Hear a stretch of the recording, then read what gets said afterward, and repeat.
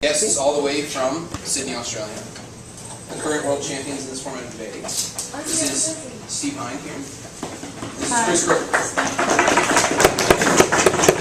And they're both recent graduates, isn't there, of the University of Sydney.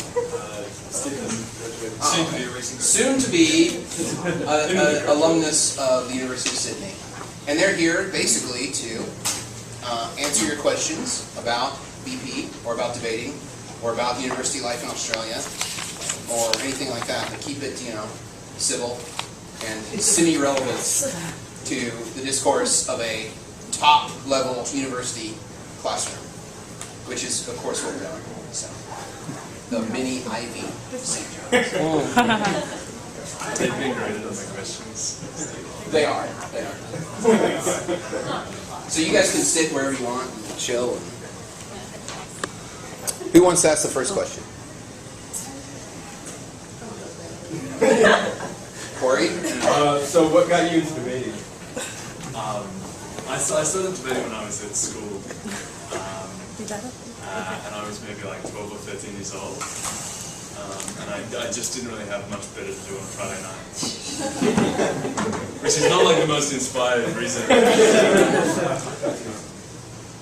Yeah, I did debating because at like my high school you got, I guess, like lines on your blazer for being good at sport and that sort of thing. And I realised when I was about 14 that I was like not going to get a line on my blazer for sport, but I could like get a line for debating, so I stuck with debating.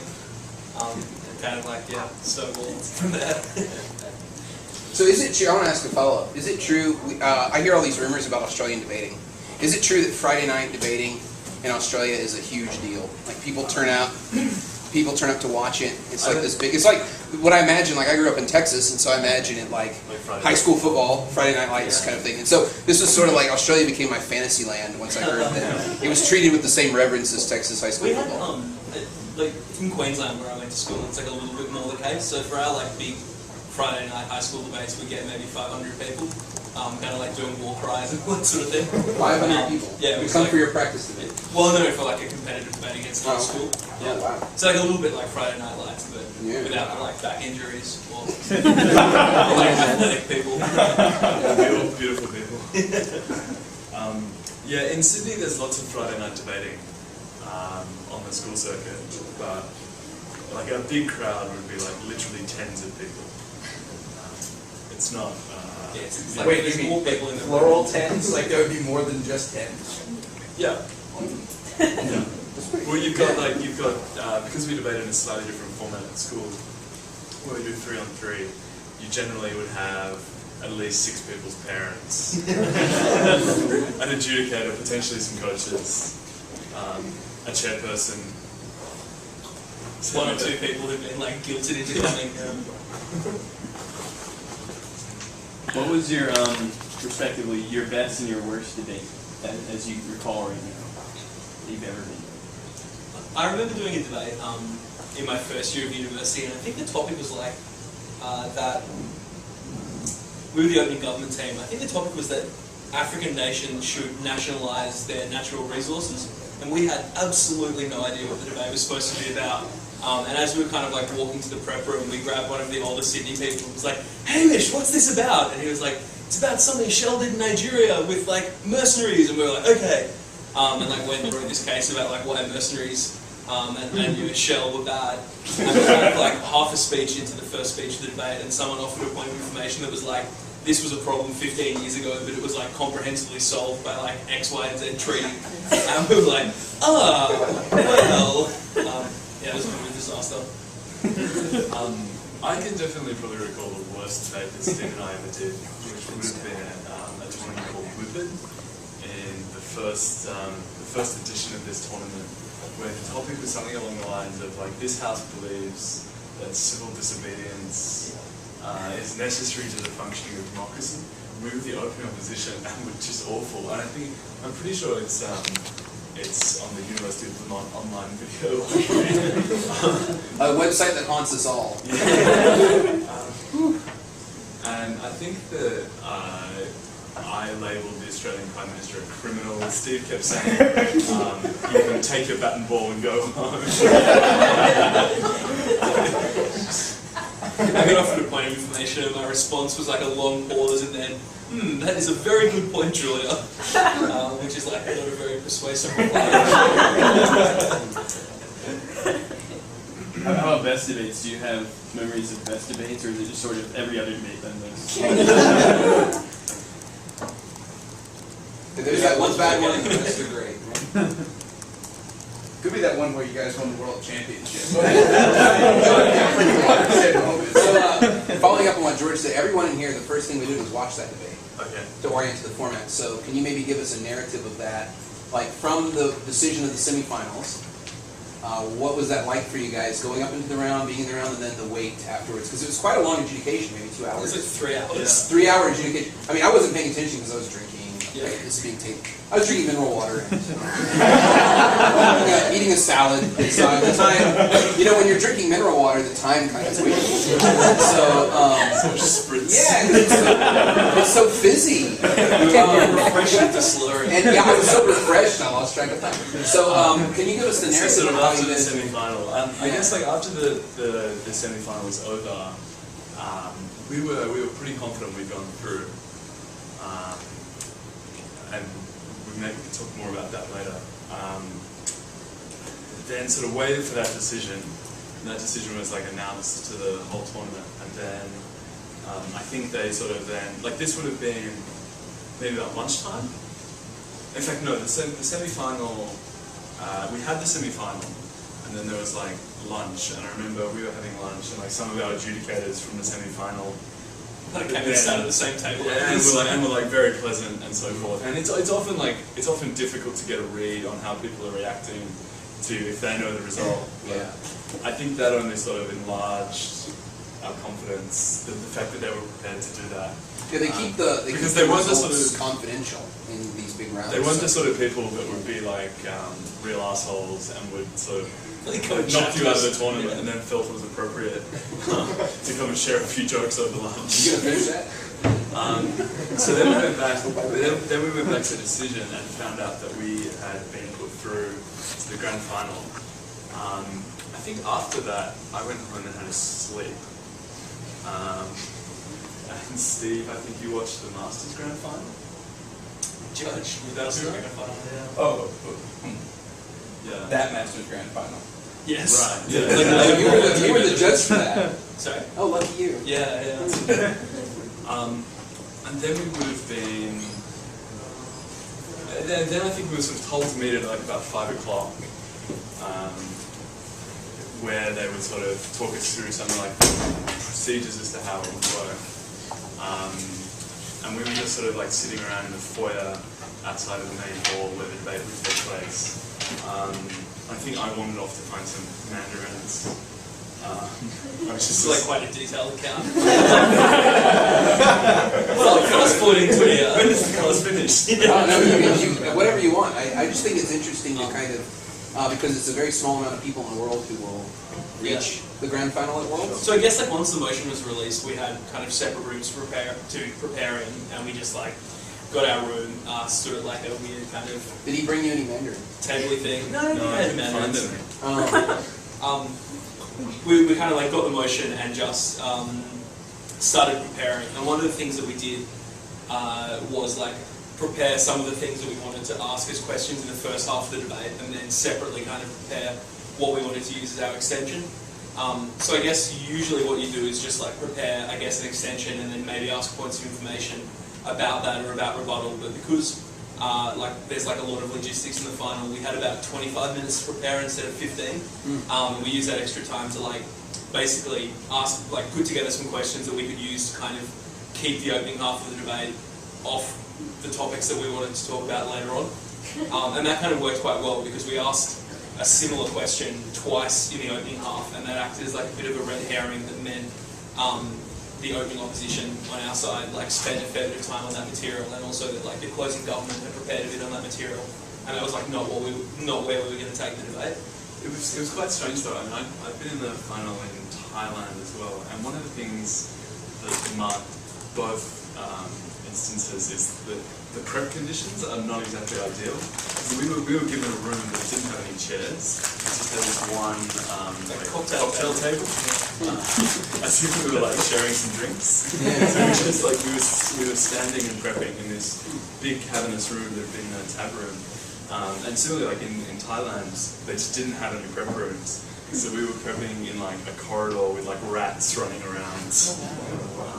Because they just don't often think about these things. I remember being reasonably confident because they did the positional draw maybe like 5 or 10 minutes before they released the topic.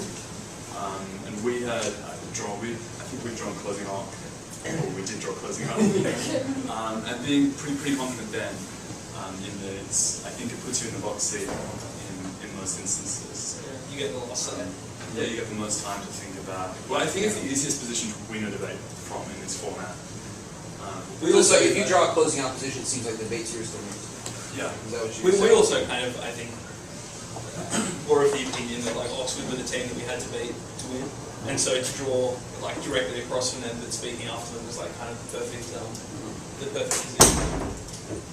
I mean, all these things, I think there's like an enormous amount of luck. But you kind of just have to work hard to like put yourself in the position to get the benefit of the luck, I guess.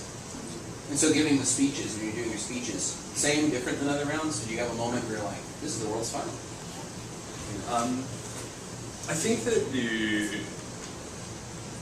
I mean, for me having been there before, it was sort of a bit more concentrated. Mm-hmm. And I think you just get into like the routine that you're just in a debate. And the response is like almost relatively automatic and unconscious. Yeah, I mean, I kind of like immediately after my speech, I guess, felt pretty confident. But I think the like benefit of all the practice we've done is like I don't think I felt like I had to give a different or special performance. Like you kind of have, I guess, you want to have enough confidence in your ability that you feel like you just need to debate at the level you're able to debate at, and that will be enough to win. And I guess not putting yourself under pressure to like give your best speech ever probably like stops you from getting nervous and undermining your performance. But yeah, I kind of just like we did what we planned, and it all went off pretty well, and was like fairly confident afterwards. You have I mean, I have seen debaters over here just totally choke in that atmosphere, and I think it's a combination of factors, but probably like more than anything just nerves. And they think because this is like the world's final, not just any other debate, they need to do something very special. I mean, there's a sort of a coaching cliche that goes around Australia a bit, which is, to treat every debate like a final, and then when you get to a final, treat it like every other debate. Yeah, that sounds familiar, doesn't it, guys? Yeah, a little bit. Yeah, a little bit. Thanks for that. Yeah, you talked about how you feel really confident when you're closing out in that debate. It seems like especially around here, like there's the same prevailing feeling when we're in like regional rounds, but we're told all the time that when you get to the highest level of debating, like you can win from any position fairly easily. We would have felt confident in any position just because like feeling confident was like probably a pretty important part of our strategy, right? Like it was just like I think it's really important at those tournaments to just kind of believe that you are good enough and like believe that you have the skills and experience to like win from any position. So like we're obviously happy to draw a closing off, but like had we drawn an opening gov, we would have just like steeled ourselves and like still kind of trusted ourselves to win from that position. But yeah, like as like a general point, it is true you can win the debate from any position. I guess you have to do like slightly different things to win in each position. But I mean, the only reason that opening governments win less debates than the other position is that people are probably like a little less good at knowing how to win from opening government, not because opening government is harder in and of itself. I think actually almost because of that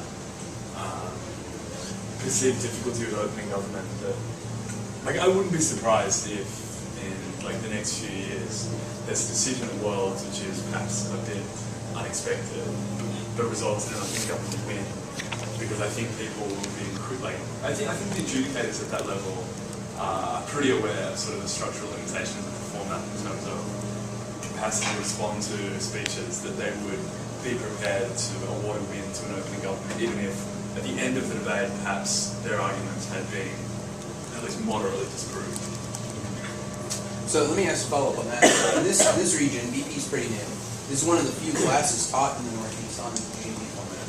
There's very few. It might be one of the only ones. The very first time we had a nationals was, well, the nationals have been at Claremont Colleges for a long time. Now it's sort of a traveling posting that people bid for. And the first year the nationals was held outside of California was at Portland State, and I think the statistics are maybe for the tournament-wide, 10 or 11% of teams won from opening government just overall. And then in Vermont the next year it was maybe 13% to 14% of teams winning from opening government. This past year it was closer to 18%. So at an Australian tournament, how many, would it be 25, 25, 25, 25? Yeah, it's closer to 20, but 20? I'm always a bit skeptical of those statistics because they don't necessarily account for who is where in what sort of teams are in opening government and what sort of rooms they're in. And you can see teams winning from opening government in a bad room, and it has nothing to do with them being good at opening government, and good teams losing from opening government because they can make mistakes. I always think that a better way of slicing the statistic would be to look at the average number of points earned in each position, which I've never really seen done. But I would be surprised if it's that bad for opening government. In that often you see like opening government's getting all the seconds. Who else had their hands? First of all, I have my hands raised first. You should always call them ladies first. But it's hard. I have terrible peripheral vision. Good answer. Like I was kind of taken back when I saw you guys debate because I was like, these guys are Australians. Because the culture there is very like open-minded, no worries, optimistic, friendly. And usually great debaters that I've seen like throughout history or great speakers have survived or been through some kind of oppression. So I think that's where good debaters get their passion from. Like Steve growing up in Texas. We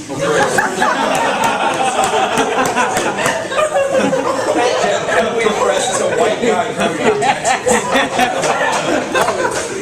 It's very true. Right? So, just you being from Australia, like what was the oppression that did you experience something like that made you like ignite this passion, or what ignites you? Bit of competitiveness. I know, just like the desire to like beat other people. We're probably constructed like I think I've got many advantages I've had in life. yeah, certainly helps to draw on that. But like, no, we're not really like oppressed, I suppose.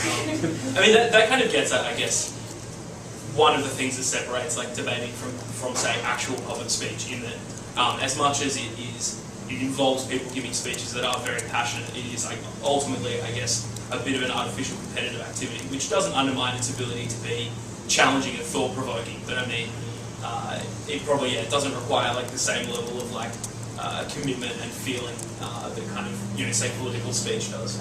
I think that it's I think I probably speak for Steve and myself in that both of us just enjoy debating almost for the sake of debating.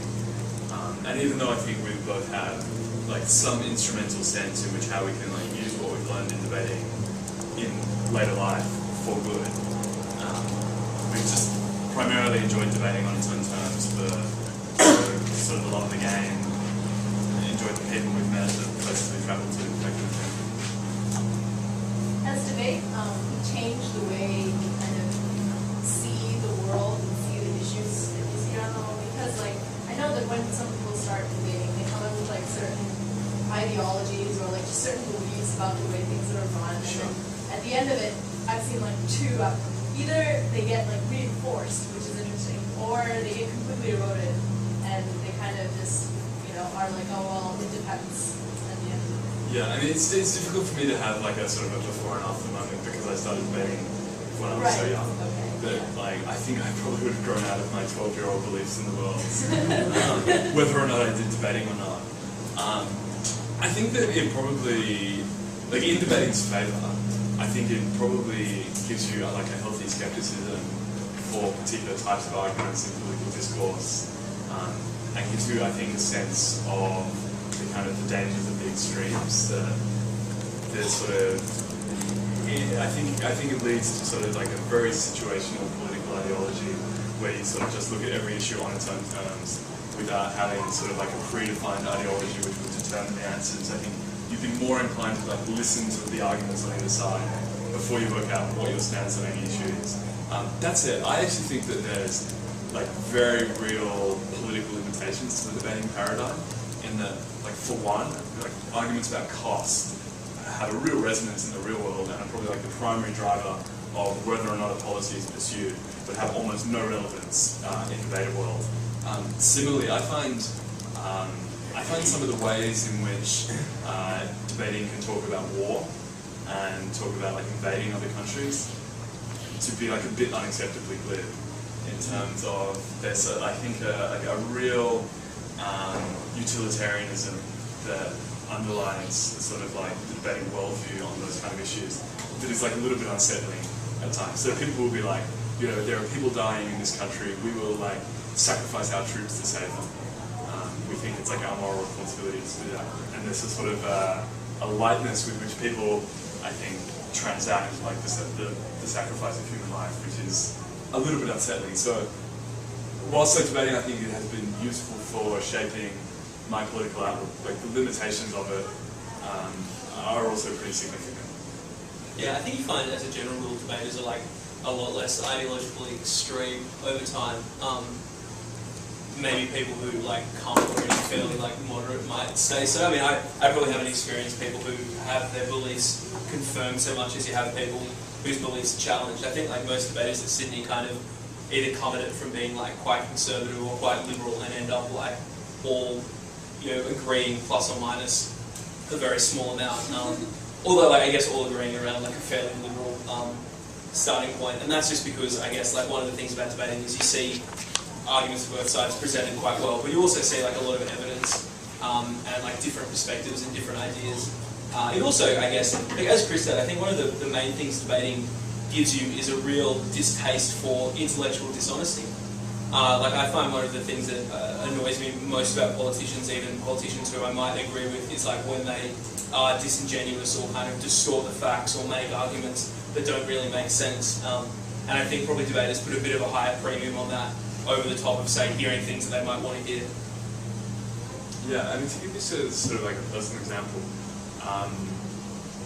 I was in like a representative team at school, and our coach was the Prime Minister's son, like the then Prime Minister, who was himself a former debater, and he was like a conservative guy.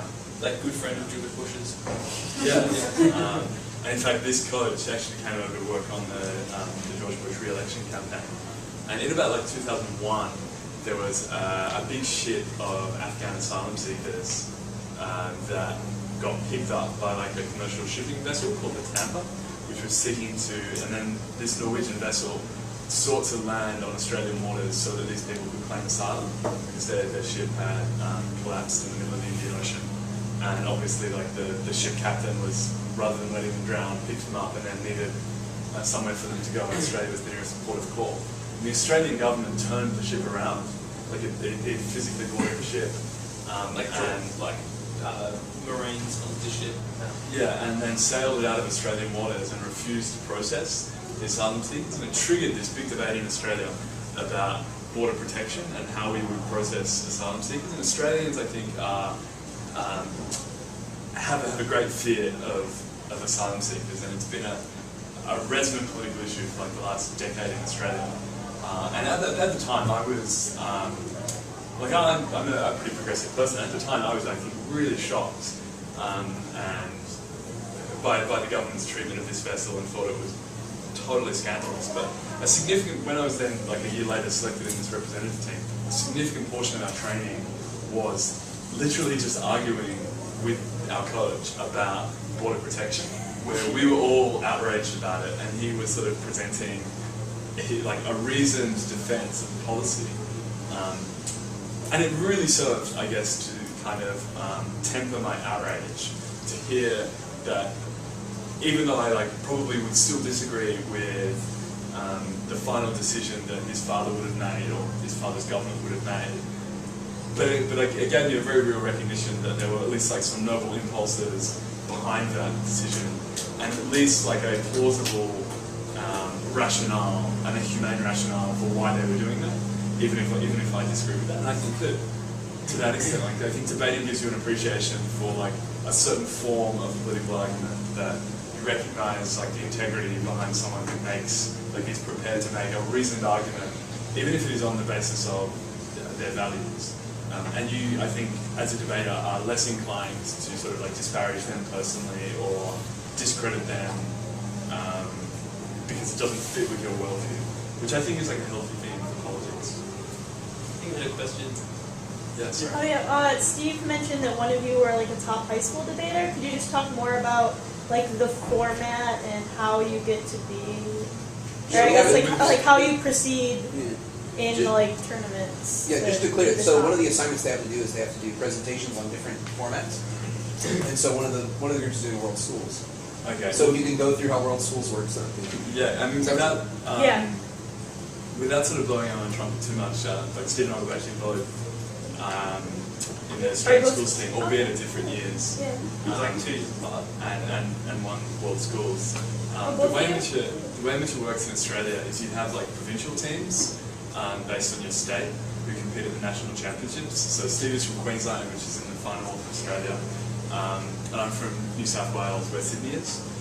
And we were both selected for our provincial team when we were in year 11, and then also selected for the Australian schools team when we were in year 11. The way the Australian schools team is selected is that each province sends, or each state sends a team to the national championships, and then a team of 5, so they send a team of like 4 speakers. So there's 6 states and 2 territories in Australia, so there'll be 32 speakers at the tournament.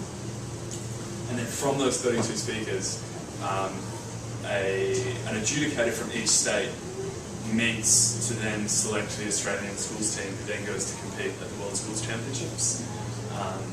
So we were, I went to 2 World Schools Championships, and Steve went to 1, just because of like scheduling issues.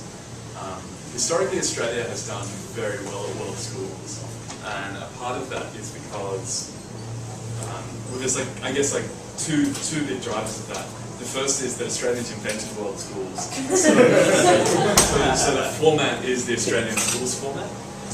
Although Australia, Australia didn't win World Schools until like I think 7 or 8 years, after it was started. But the official, or the unofficial explanation for that is that the judging was terrible. Just for people who don't know, the national Australian schools and World Schools format is 3 speakers on each side with a summary speech, and you have points of information during each team's substantive speech. Yeah, I mean, I could write if you want 1, 2, 3. This is your chance to use the university chalkboard. So, I mean, the Australian schools team generally understands the format pretty well. The second reason as to why Australia has done very well at World Schools is partly that it took a bit of time for the other countries to learn the format and to sort of get serious about their selections. But increasingly, so I was coaching the Australian schools team at the World Championships this year, and they were as good an Australian team as we've ever seen before. And got knocked out in the quarterfinals by Wales, who I think had never been past the quarterfinal stage of the tournament, or perhaps even the octo-final stage of the tournament. And in previous years would probably not have featured quite so highly, but now they take their coaching a lot more seriously. So this is more competitive debates about World Schools. And there's like one of the things that's kind of happened on the global circuit is like a lot of people will either on a volunteer basis or on a contract go to lots of developing countries and put together teams to send to World Schools there as kind of like a leadership and civic society development exercise. So like World Schools now has about 50 countries from kind of all over the world, and it's like quite a remarkable tournament. And the kind of, I guess like the countries that do well are not really the ones you'd expect. So the year that I won, we beat England in the final, which is like not that surprising, with 2 defeated semi-finalists for Pakistan and Argentina. So it's kind of like a really diverse tournament because there are such smart kids at high schools in different countries, and I guess a lot of them will then go to universities in the UK and the USA, and kind of schools the last time they get to win from their Probably country. the next frontier at world schools is like when the American team becomes quite good, in that they haven't made the finals for a number of years now, and it's, I think, a product of the American school circuit just being very disparate and disconnected in terms of formats. That perhaps they lack the advantages that other countries have in like a formal national process by which a team is selected. Yeah, there's like 3 or 4 different formats you can choose from as a American high school student. Yeah. And then that doesn't count any of the other formats, like homeschool formats that are just invented. And then English teachers who just invent the format have no idea about the NFL or any of the national organizations for debate. Yeah. So the debate, I think the debate experience is quite fractured for high school students. Yeah, whereas it's far more unified in Australia because we have this kind of national body and the affiliate organisations generally determine the form that debating takes place in that particular state. There's one state called South Australia which has a rival debating organisation. So there's the South Australian Debating Association and then Debating South Australia, which is it's like People's Front of Judea and Judean People's Front kind of situation. And the reason why that existed was because Debating South Australia was a bunch of disgruntled teachers who were very homophobic, thought that the South Australian Debating Association had too many gay adjudicators, so they set up a rival debating organisation. Yeah, there's something like that. There's a organization that broke off because they felt that college debating was a bit too liberal. Yeah. Called MEDA, I think. Yeah. I mean, the student taped. I being fair to you, MEDA people, but it seemed to me like their justification was the rules aren't being followed in their traditional sense. So like they kind of wanted to roll back the clock to 1960s debating and get rid of all this postmodern argumentation. To just drawing on that, and one of the questions we had earlier, one of the really interesting things about debating is if you go and find historical records of debating topics, the things that are debated at like university competitions usually run somewhere between, I guess, like 5 and 20 years ahead of like where the policy in that country ends up. So, you know, I guess the last time gay adoption was debated as a topic in Australia seriously would have been maybe 5 years ago, because it was, I guess by then it was decided that it was just too hard to argue against gay couples being able to adopt. And now that legislation is like coming into place in Australia now, and like I guess the same thing with gay marriage. Like that was a topic that was being debated on the university circuit maybe in the late 1990s and early 2000s, and it's like kind of slowly coming into policy now. And you can even see that, you know, debating motions in like the 1920s that women should be paid the same amount as men. And then, you know, it took like another kind of, yeah, like 30 or 40 or 50 years for that to become policy.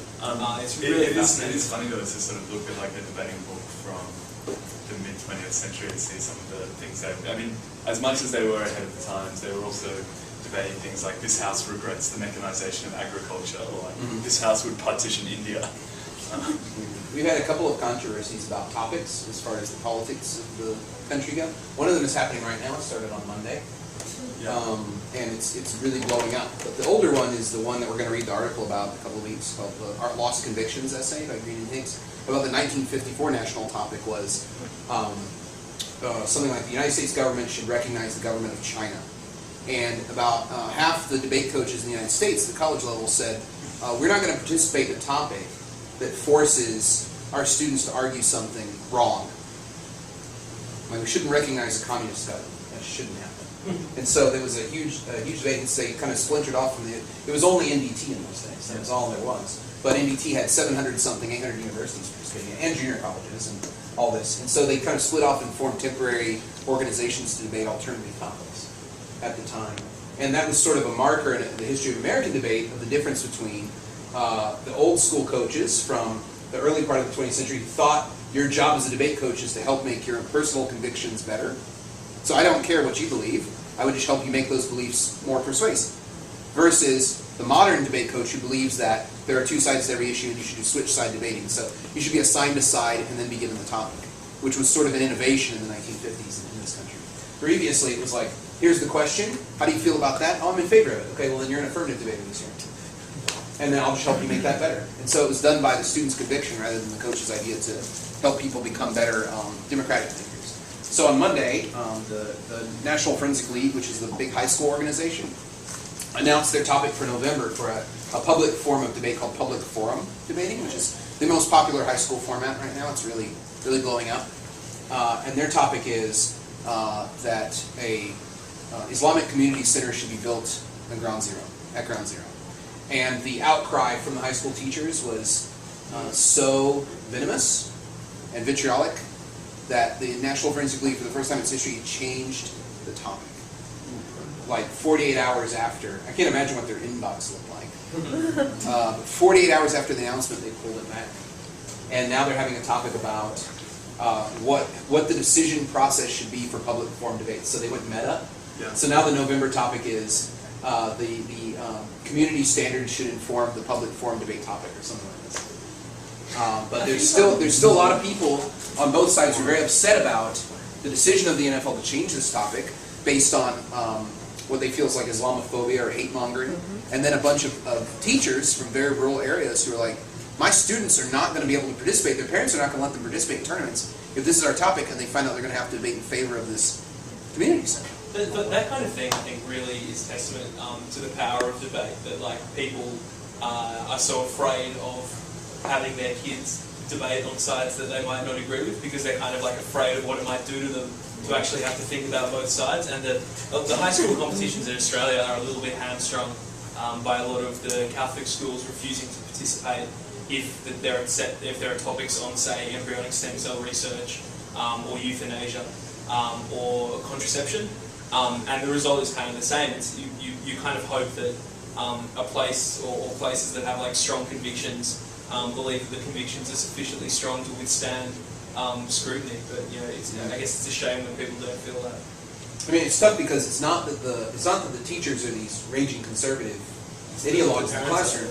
They're just worried that their debate team will collapse and their funding will go away because the principal will say, well, you know, you don't have any students doing this, so I'm going to use this money elsewhere. Because the parents simply won't let their students debate. So the teachers are sort of caught in this bad position.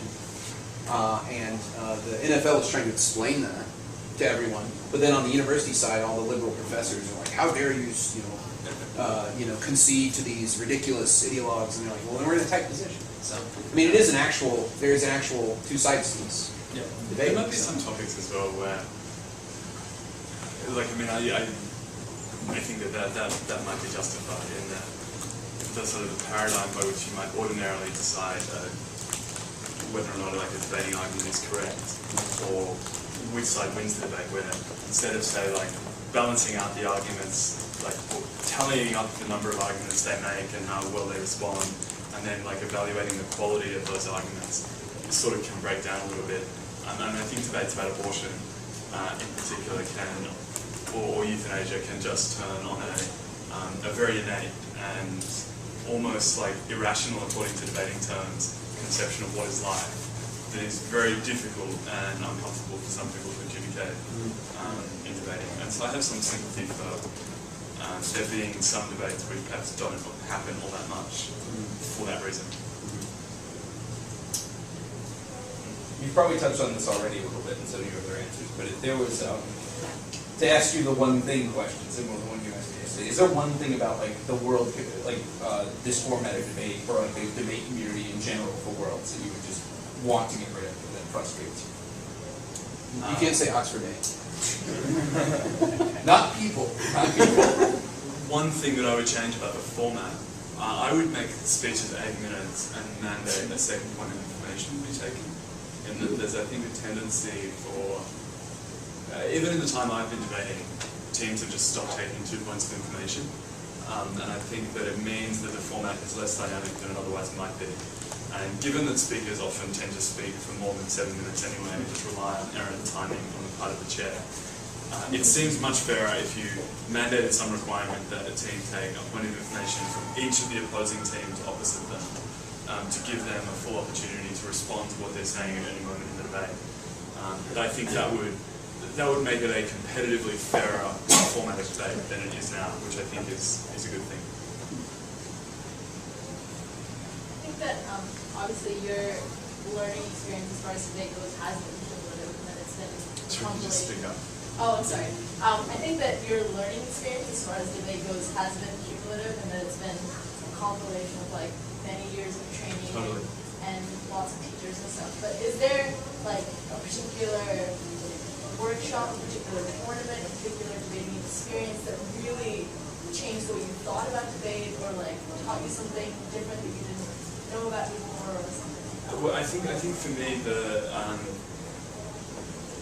being the first representative tournament that I went to, so the first time I went to the Australian Schools Championships, when I was about 16, or in my kind of like second last year of high school, was like my first real exposure. It was the first debating tournament that I'd attended. You know, we would in Sydney have like debate leagues where we would debate on Friday nights, but we wouldn't have debate tournaments. And I had been a little bit nervous probably prior to that competition, or at least uncertain about how I would perform. And then got there and like started to perform well, and I felt very confident. Like this was, I guess I know that it was like an activity that I was good at, but I hadn't really had a sense of like what I could do with the activity and where it would lead me. But I think attending that tournament sort of gave me a lot of self-belief as to how far I could go with it. Yeah, I like had a very similar experience. Yeah, like 2 years later. But I think for me, it was the first time I went to the World University Championships in 2006-07, like over that New Year's in Vancouver. Because at that time, the Australian circuit was, I guess, like a bit relentlessly practical. So, you know, every case for and against the motion would just be like almost entirely focused on practical questions of like, how will you implement this? How will you enforce it? Will your model actually achieve the goals you want it to achieve? Will this country actually react in this way? And I got to Worlds and realised that like in the different circuits there were kind of vastly different ways of debating. So I guess like the English very broadly kind of debated with a lot of political philosophy. There were a lot of American teams that had, I guess, a lot of economics and also a lot of, I guess, kind of like a very individualized way of making moral arguments, so kind of based on like personal hypotheticals.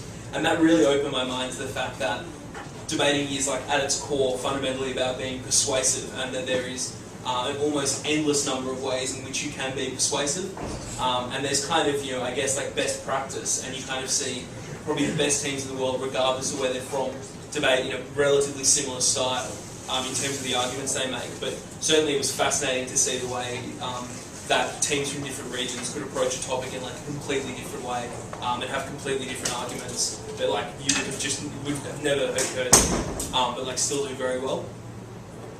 I think that's what makes this format of debating quite a good one for the World Championships, in that, especially when you have two teams from different regions on the same bench, often like they won't need to come up with like lots of new material to extend on. They would just almost like extend by reducing the sorts of arguments they would run if they were the opening team in their country. Like sort of everywhere else, they have everyone has a kind of what they think of an American debater. I don't know if you guys have this sort of personal bias, but what's the Australian like conception of American debaters or American debate? And feel free to be harsh. Yeah, please. Well, I mean, I would preface any comments by saying that like one of the things that we've got from this tour is that I guess like America is probably a bit of a sleeping giant in the world's format, in the sense that America has, you know, an enormous number of really smart people doing debating who are like a bit less familiar with the format, and in some ways we're probably lucky that our like world's careers are over before America has really like unlocked its potential. Because at the moment, you know, there'll be close to about 400 teams at Worlds, of which 32 make the finals, and of that 32, somewhere between 5 and 12 will be from just Australia, and that I guess isn't sustainable in the long run. Like it makes sense that once America gets more comfortable with the format, they'll be a lot better. But in terms of like the things I've noticed on this circuit, I guess probably American speakers can be a little bit lax with evidence, so people kind of rely a little bit too much on anecdotes or really trite analogies and examples. So like I heard either slavery or Hitler raised in like a lot of rounds, and kind of as opposed to using evidence and analogies and examples that are a bit more closely linked to the actual topic at hand. And that probably applies to arguments as well. Sometimes people can be like a little bit too abstracted when talking about like really general principles, as opposed to kind of thinking about what the topic specifically is asking of them. I'd say the other thing is probably like the American circuit will need to develop in terms of style, in the sense that I think American speakers are amongst the most articulate in terms of like a really great vocab and a great way of like phrasing and making points. but just don't put very much attention into like physically being persuasive. So American speakers tend not to have like interesting introductions all that often. They don't gesture as much. They don't modulate their tone as much. And I guess those are probably like the two big areas where I see American debating like really improving. I think in terms of like Australian prejudice about Americans, I think it's more meaningful to speak about like institutions, if that makes sense. As in, we would associate a particular style of debating with like a particular circuit in America. So the institutions that do the APTA circuit, the American Parliamentary Debate Association circuit, have a tendency to be very listy in how they would make points. And I think it's entirely due to the nature of their format, because they're often speaking like on the fly, just kind of coming up with as many points as possible. And it's very scattergun. It can be brutally effective at times, but at other times, say if you were a closing team behind an American team, you feel very confident in just taking a couple of the points they might list and just expanding on them in some detail, and concentrating down on the 2 or 3 big arguments in the debate rather than trying to do the sort of the total destruction of the field that they might achieve. Or similarly, like if you were responding to them, you'd feel comfortable just like ignoring a lot of the faff that they might have come up with. And there's often like a false equivalence that they might make between points, and that because they're trying to get through as many points as possible, they'll assume all points are equal, and like some points are much more equal than others. How do you coach? What happens in coaching? Coaching at a schools level or coaching at a university level? Both, if you don't mind. Okay, well in terms of coaching at a university level, Do you want to swap that? I'll do the university and the school, given that you probably know a lot more about school coaching. Oh, yeah, sure.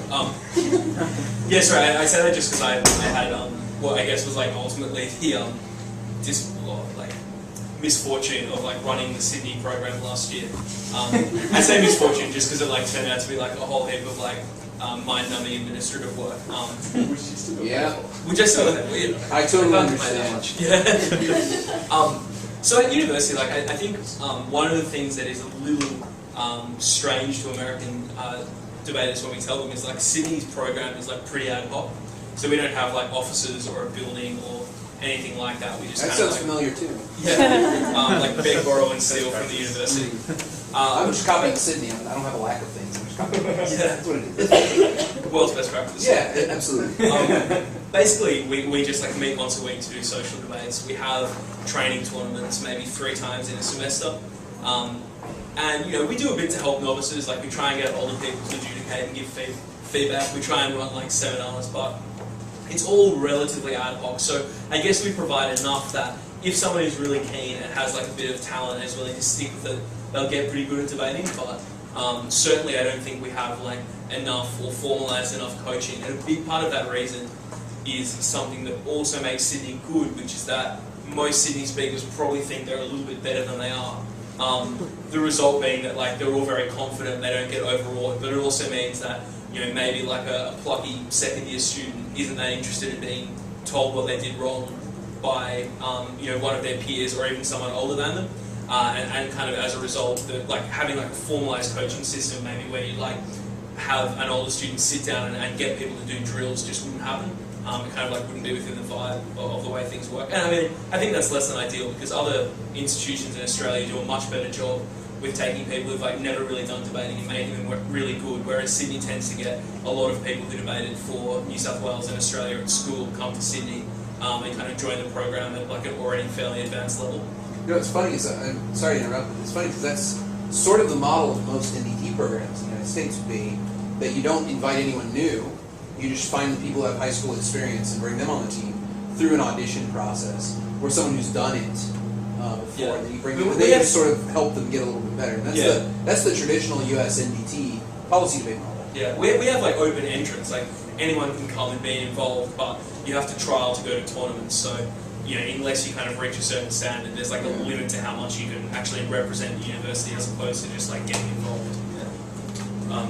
So in terms of the schools level, I'll answer like firstly in terms of like the structure of the schools coaching, and then maybe then like talk about like how we would do it. So unfortunately, in terms of like the structure of the schools coaching, the more like advantage the school is, the better the coaching they'll get. So in Sydney, a lot of the debating opportunities are concentrated in the private schools. So they will have their own debating leagues where they debate against each other. So there's like an independent schools league, and then later in the year there's like an elite private boys debating league. And there's sort of other associations that kind of mirror school systems. So there's like a Catholic schools debating competition. There's a government-run schools debating competition. And the level of coaching generally depends on like the wealth of the school. So, Steve and I would both, for reasons of financial necessity, coach at some wealthy schools, where we would go along Friday afternoon generally and take like a team of say 3 or 4 students who'd be like 16 or 17, and we would instruct them, and then we would watch them debate that night. There's obviously some like other coaching that can take place within the Sydney school system. So fortunately, the New South Wales Department of Education has a pretty significant debating budget where it will spend money on flying and even driving coaches around the state of New South Wales to do like residential workshops with kids. So in like mid-August, I along with another ex-Sydney debater went down to the south coast of New South Wales, and over like a week we had sort of like 2 residential camps, one for like middle school students and the other for primary school students, where they came and stayed overnight and did like 2 days of like debating and workshops and things like that. That's obviously like, so for a student at a government school in a regional area, they have like slightly less opportunities to actively debate and actively get coached. For a student at a government school in a metropolitan area, you might have like slightly more opportunities. They'd still run workshops, they'd still run competitions, and perhaps like ex-students of that school would come along, or the parents would autonomously of themselves pay for some university coaches to come along. The other thing I mentioned is that, so I've been involved in like the representative side of things in terms of coaching, as has Steve for a while, which is like an ancillary mechanism which can provide coaching. So we would like run workshops to raise money. And it's like an important, as like I guess like an important counterpoint, most of the good coaches who get paid a lot of money to coach at like privileged private schools then volunteer to coach the representative teams. So you know we would get paid like a fair bit to coach for our schools, but then like give up probably more time than that on a volunteer basis. Yeah, and probably like more emotional energy. But so that would involve like, so say in New South Wales we would have a statewide selection process where we would invite people to come audition and trial, and we would say routinely about 100 kids try out for the team, and we would select maybe 24 of them to come back a week later and audition again, and we would watch them in 2 debates, and then we would try and winnow that down to a squad of about 12. And then that squad of about 12, which might have been selected not just on the basis of who is the best 12, but which students might have the most potential to improve, and even like to some extent we would reverse social engineer it. Like if we recognise that a student comes from a background where they're unlikely to have had many debating opportunities, but shows some sort of like kernel or glimmer of real promise, we've often been inclined to select them, and 50% of the time it's made a huge difference to that kid's life, and they've suddenly like worked out this activity they've been really good at and become good very quickly. 50% of the time it's like improved that person's life, but they haven't actually been a particularly good debater. So I guess like the technical reason why we might have selected them hasn't come to fruition, but at least like on a personal level it's probably been pretty good. So we'd then train that squad for about 2 months, and then we'd select like a team to compete at the national championships. So I mean that would be, I guess, like the broad portrait of like the debating coaching scene that takes place in New South Wales.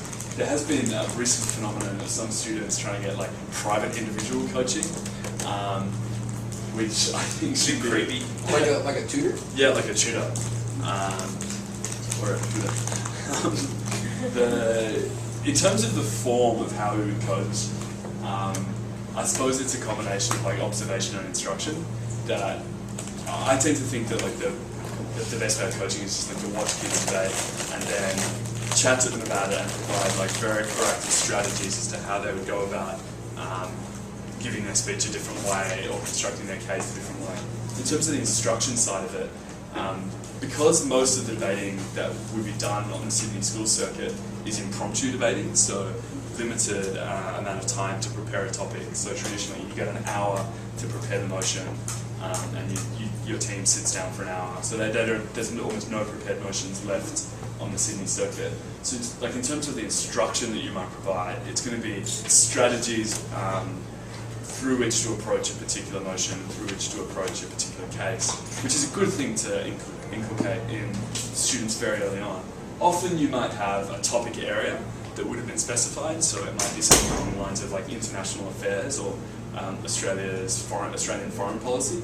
So there might be like a certain number of issues that are circulating in the Australian media that centre on that particular topic area, that you might say, okay, well there's like 3 or 4 issues that might come up, and obviously like others could be the topic, but the probability is one of these issues will be the topic, so we'll talk through these issues in like an applied debating context. So we would help them think about ways of attacking a particular motion, but also ways of generating arguments for that particular thing. And that, in that process, I tend to think that's pretty useful, because you're forcing them to sort of think on their feet. It's very interactive, but also in doing that, I think that like modelling how you would deliver an argument is a very important way of debating coaching, because it gives a person the sense of like what is like an important way to phrase an argument, as well as just to like deliver an argument. It's nothing so formal as like, okay,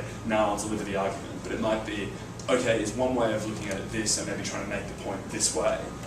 And then it's like, it's totally a process of replication, where the kids will think, okay, he made this point this way, I'll make it this way. And sometimes it can result in terrible consequences, where they completely misconstrue your words and misapply what you said to a totally different topic. But generally, like over time, I think the kids can become very good. The final thing that I'd say is, I think there's a huge amount of inflation in the Sydney coaching market. In that the supply side has probably, like, it's almost like a cartel has got together and sort of extorted the customers for debating coaching. So it's very lucrative to coach, which means that almost say all of the Sydney debaters, and Sydney is a metropolitan, so the debaters from the University of Sydney, the debaters from the University of New South Wales, some of the other Sydney-based institutions will all coach or adjudicate, which I think in turn is actually very good for their debating, because it encourages them to sort of like self-critically ask, like, what are they doing when they're debating? Like, what is like the form by which they're making arguments, and how can they transmit that and translate it to other people? I reckon if you ever get the opportunity to coach debate, I mean, I'm not sure how it would apply to, say, policy debate, but to coach, like, you know, parliamentary styles of debate, it's like really rewarding, because most of what you're doing is, rather than telling the kids the answer, is just like giving them skills, and it's very rewarding to like see them try and put that in practice and kind of apply it. And it's like, you know, quite a good thing to get involved with, especially because just by virtue of like being university students, you just like know way more about the world and can really help the kids kind of like think a bit more broadly. I'll come back. When you do debates in Australia, do you find that the motions are based like on issues that are going on in Australia at the time? Or are they like more international? It's a real mix, as in, you will sometimes get like an Australia-specific issue, but equally you might at times get an issue of like general principle, or alternatively, if it's like an international affairs round, you'll get an issue of like global significance. I think more often than not, it would be contained within Australia, like that there'd be a proposal that the Australian government should do something, that we should allow something only within the context of Australia, or it'll just be like an issue like, so like that we should make healthcare a responsibility of the Commonwealth government, which is about like the federal-state balance. Well, at a university level, I guess, one of the things that probably really helps Australians is that we're, I guess, very aware of the fact that Australia is like not a very important nation in the world, and so as a result, I guess like we are very, very proactive in like taking interest in things that are happening outside of Australia. So like Chris and I have both, I guess, at least by Australian standards, like US politics buffs a bit.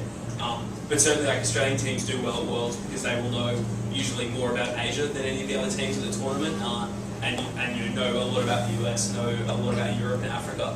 And that's like a really useful thing in debating, is just to kind of like expand your base of knowledge as much as possible into other parts of the world. I was going to say, a part of your training, do you have to read like certain things to stay informed, like especially with current affairs? So it varies, as in like with some of the teams I would coach, in particular like the provincial representative teams, the state representative team. I don't know why I keep translating problems every time. We would generally set them like a current affairs quiz every week. So it's just like, and it's like it's partly like another data point in our selections to work out who is informed, who knows a lot about the world, who is following the news, and they are just like such important skills at all levels of debating. But it's partly also just like a real incentive to like apply competitive pressure to those kids to like just get their general knowledge in order. As in, there's very few debaters that have been good that have limited general knowledge. So yeah, I mean, we would at like the very least be wanting our students to sort of be reading the newspaper every day, and hopefully like supplementing that with some sort of other maybe like more argumentative sources that would be like more useful in an applied debating context. Like The Economist? Like The Economist. Yeah, The Economist, I guess, is like a bit of a global debating bible. What's next for you guys in terms of, is this going to be coaching? In terms of like life trajectory. Yeah. Okay, so I'm hoping to do postgraduate work next year. So I've done a degree in history and a degree in law, and I want to probably do like a master's in international relations and work in sort of like transitional justice issues. It's a question of like getting funding to do that. So I'm sort of engaged in like the process of putting applications in and scholarship applications or something like that. Yeah, so I have an economics degree, and I'm going to finish my law degree at the end of 2011. And then after that, I'm probably at some stage going to do a master's in law, probably in the UK, potentially in the US. But again, it's kind of like hinges a lot on funding, so I might have to work for a few years to pay for it, or alternatively, might land a scholarship jackpot. Yeah, it's one of those things where, I mean, I think that I'll probably keep my finger in the debating pie for a little bit longer.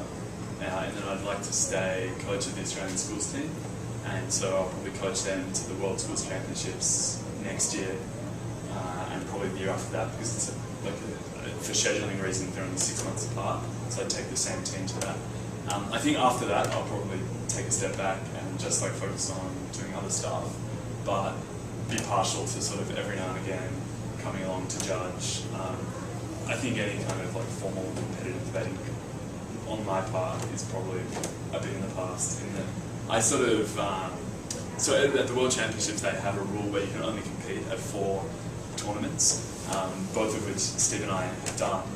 And I think it's actually like a principle that at least the spirit of the principle should be applied more generally. That it always annoyed me at Australian tournaments when you would have these kind of old people come back to participate and just like try and burgle the trophies and knock the young kids around. And I think that generationally, I think you have to be a bit respectful of that. We're just starting to confront this problem in the US. Yeah. One of the debaters around is like 35 right now. He's at the last tournament. I don't actually object to like the age of any debater, so much as like the experience of that level of debater. Like, competing at the Worlds in 2000. So. Well, we have a debater at Sydney who's a good friend of Steve's, who is like, I wouldn't say that old, but he's like older than your average student. He's about my age. And he like didn't really like he was at Oxford in his early 20s and was a judge but could never get selected in the team. And then he like worked for like 10 years for the British Foreign Office and then did other stuff and then came back to Sydney to do postgraduate work and decided he wanted to do debating. And it wasn't as if at like the age of like 32 he had been debating for 15 years. Like he was sort of selected in like some lower ranked Sydney teams for a while, and I had no objection to a guy like that debating, but it's like the person that has been coming to the tournament for like 10 years, it's just like wins every time. Yeah. Or not. I mean, it's not really the ageist argument. It's more of the leave some like every program has limited resources to send people to international tournaments. If you've been to 7, 8, why are you going to continue to, as a matter of principle, take that money from people who need it for their own education? Yeah, and I sort of just think if someone has like a passion for debating. There's other avenues in which they can realize that passion and desire. Especially, not to get too preachy, but especially in the U.S. where we have a formal coaching structure, professional totally. jobs in it. I mean, at every level, high school, junior high, and university and junior college. Yeah. I think it's a nice pizza. Like you. I think it's the beginning of a horror movie, actually. like I expect a ice cream clown to company. rise up. Both of those could be true. Yeah. All right, other questions? Like you mentioned passion, and I just wanted to know if there were certain instances where people got very desperate in debate, and what are the most desperate acts that you've witnessed, and are those people the ones that are usually more likely to win? No, they're not. I mean, because I think that one of the things about debating is projecting a sense of like control and power And credibility. And too often people who are overly passionate and almost frenetic are implicitly indicating that they don't have like control and power over their arguments, or that their argument might be unreasoned. I mean, there are certainly moments in which within a speech someone might create a moment of like real rhetorical power and passion, but they'll always be very careful to dial that back, and it having been a sort of an inflection point in the speech rather than it being a constantly maintained level. As a judge, or as in any debate. I mean, debating is unlikely to be an activity which is producing like Martin Luther King for 8 minutes. So it's like unlikely that would be pleasing to a judge to be like that all the time. And certainly, I've seen speakers that have been like just out of control, and they've paid a real competitive price for it. I was once in a debate where a fist fight nearly broke out, and it like did not reflect well on any of the people involved. How did that It was like this guy was debating with his girlfriend, and the guy I was debating with was like speaking to me while she was speaking, and the person whose girlfriend was speaking thought that my partner was speaking too loudly, and kind of like tried to like call the room to order, which is the chair's job, not the speaker's job. And some words were exchanged, and it all kind of spiraled out. I actually found it kind of like side-splittingly funny. You certainly can have rounds that get very heated in this format, especially at the World Championships. And one of my favourite stories is from this old Sydney team that won Worlds in like the early 2000s, and they were in a round against a team from England. I can't remember from where, and they had like a very tall speaker, and it had been like an exceptionally heated round. Like people were sort of like getting very visibly frustrated and angry at each other. I suspect it was like a round of like 8, 24-year-old men speaking, and that it was like a lot of bluster and a lot of sort of testosterone flying around. And anyway, so the last speech in the debate was delivered by this Sydney guy, and he just followed on from the tall speaker, and he sort of began his speech with, ladies and gentlemen, it's been a very heated round, and I think it would benefit us all if we could just take a step back and perhaps in the sober light of day, without any kind of recourse to personal insults or personal prejudices or unnecessary rhetorical bluster, analyse what exactly has gone on in today's debate. So what then do we hear from Andre the Giant? And apparently this guy just like totally lost it. And it's certainly like a competitive strategy if you know that a speaker is prone to sort of a bit of rage, to niggle them a bit, and try and provoke them into some sort of attack of rage. Yeah. Alright, the question I was going to ask is, in different circuits in the United States, like your ability to more or less insult the other side is less or more accepted by the judges. So, in your experience in the international community, what's the line with like ribbing someone, or when it gets taken over the line? When can you try to avoid that? As a general, probably a bit more. As a practitioner of insults. as a general rule, I think you can say anything, or almost anything you like about a person's argument, and almost never be able to say anything about a person. So I think it's acceptable to call an argument stupid, but not to call a person stupid. Although, like logically, you are probably calling them stupid if you think they're arguing stupid. That is kind of like, I guess, like a principle of debating, that you maintain a bit of a division between the argument and the person. But certainly, I think it can be like quite effective to either like break tension or just like entertain everyone to like crack a joke that is really just like a witty way of putting down an argument or like putting down a way of thinking. There's probably nothing wrong with that, so long as you conduct it in like a reasonable spirit, and as long as I think you make the effort to make it very clear to whoever like the victim of that is that it's all in jest and that it's kind of not personal. I stepped over the line in an octo final of Worlds in my second year of university in this debate about the third world investing in sex tourism. And one of the opposition speakers was this guy from Brandeis who was like quite a thickly set guy, wearing like a button-down shirt with this sort of bowl cut and like big thick glasses. And he made the argument that one of the problems with investing in sex tourism is that the women in the sex tourism industry wouldn't learn any skills.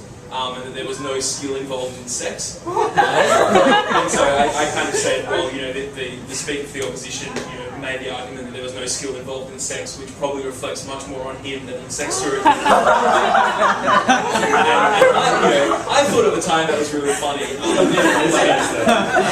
And like one or two people in the audience kind of started cackling, but the rest of the room was like, ooh.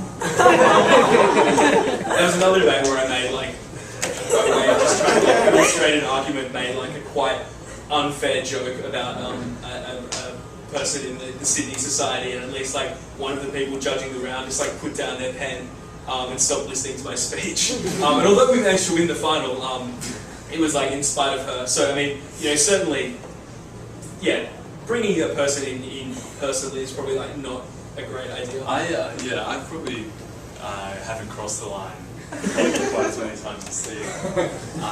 But I think humour is like an incredibly important part of this format. And that we would have in Australia a concept called sort of like swing, which is when people, just like enter a debate and just start swinging around. And it's just like, I guess, it's almost like bluster, but it's a little bit more controlled.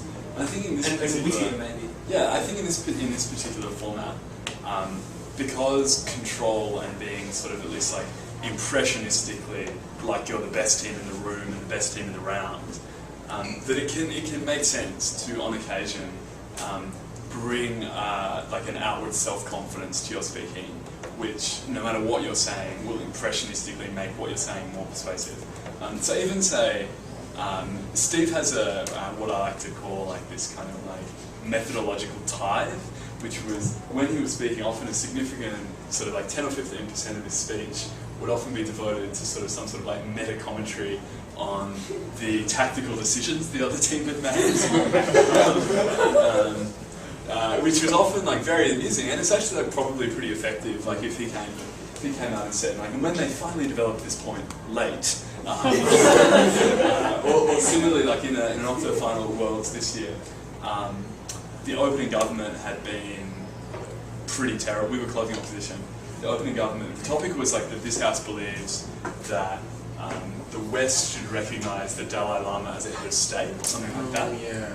The opening government said that they should recognise him as like a religious figure. That's the status quo. And then the closing government had obviously panicked a bit and then gone like slightly crazier. And Steve had a very memorable phrase, which was when he was discussing the closing government's case, described them as giving the opening government a run for their fourth or run for their donut.